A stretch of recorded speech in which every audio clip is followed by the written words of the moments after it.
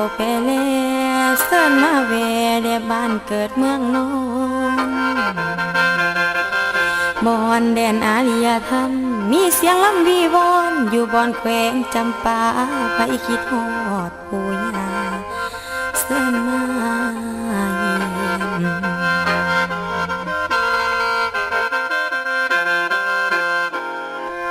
เมื่อนี้หมอลำขอไขแจ้งถ้าแรงก้อนแจ้งข่าวจำป่าข่าวเล่าภาคใต้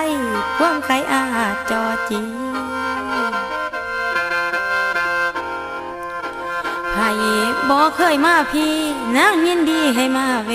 อุดมดีแท้ๆแล้วเสื่อมเศร้าแขวงจำปาตั้งอยู่บอนย้อนอยู่ใต้ย้อนค้อนพระเพงน้ำบรรเลงเสียงดนตรีอยู่ดีพีค้อนไก่ไผได้ไปเห็นแล้วอุดมดีเป็นตาอยู่มีหมูป่าดีดบอนอ่อนซ่อนเดบัดเมื่อมอง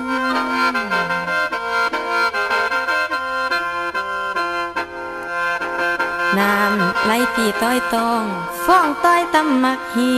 นเป็นวินวนเวียนเบิ่งซ้ำเกวียนกงลอเลี้ยวเบิ่งป่าอังท่อทมตอนซุ่มป่าพรเพียว่า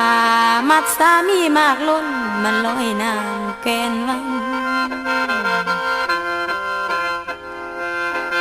มีหมูป่าคอกัง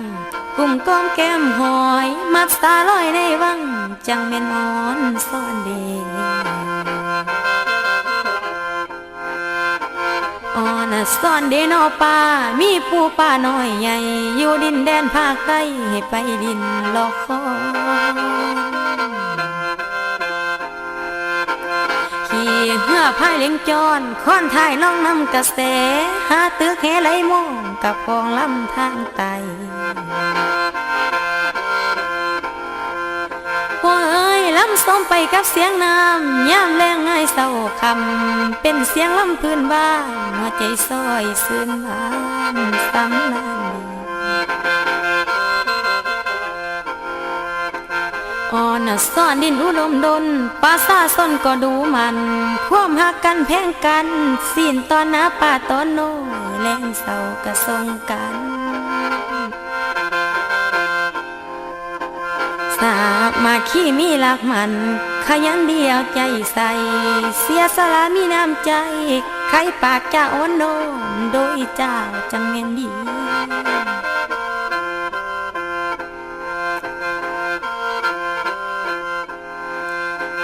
มาหอดทุกมือนี้แห้งแมงวันส่วนสนุกเดี๋ยวนี้มาถึงยุคประเทศลาวเจริญแล้วมีหลายแนวก็เสริมสร้างขยายโตเติบใหญ่ตั้งแต่เหนือตลอดใต้ก็ไว้ฟ้าวก็แปลงตลอดฝนและแรงก็แม่งวนสบายใจแค่ไก่ก็มาส่งทินอุดมเล่านี้มีเสียงลำเสียงห้องลายทำนองห้องกาวแฟนเอ๋ยศิลปะขับลำเล่าตั้งแต่เหนือหอดใต้มีไว้คู่สุแนวเสนอไผ่ผู้เคยมาแล้วให้มายามน้องอีกแน่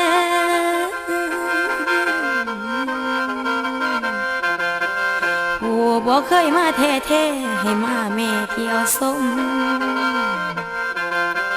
เสียงลำสมลาวไตบ่ลืมไล่ของปู่ย่ายังมาลำออดอ้อนอย่าลืมทอนทานผู้ฟังหวนขึ้นหลังยังจำได้ให้อยู่ใกล้บ้านเกิดเก่าซ่อนมายามได้ทนเจ้าเสียงลำเบาทรงมือเหลือใจ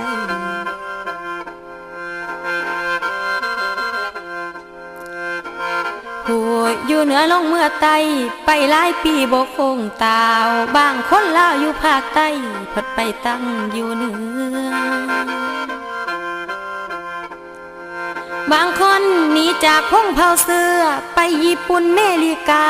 หลายปีบ่ทันมาแวะเยือนยามบ้าน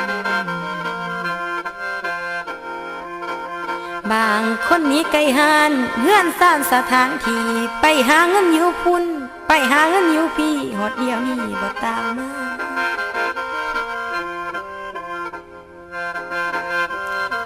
สาวนางได้แต่ล้ำคอยถาไผสิมาเป็นคู่